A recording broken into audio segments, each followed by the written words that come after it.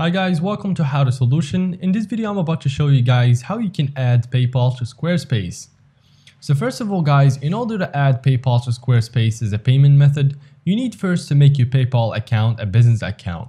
So if you just have a personal account, make sure to switch the account to a business account. And that is the first step you have to do. And then you guys can open up your Squarespace home menu and then click on Commerce from over here.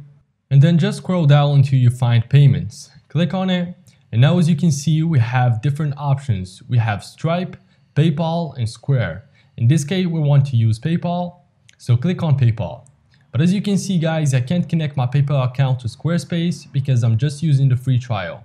But if you have a Squarespace subscription, it will be very easy for you to add PayPal to Squarespace. So yeah guys, that is basically how you can add your PayPal account to Squarespace. If you guys found this tutorial helpful, please make sure to leave a like and subscribe to the channel. Thank you for watching, take care, until next time.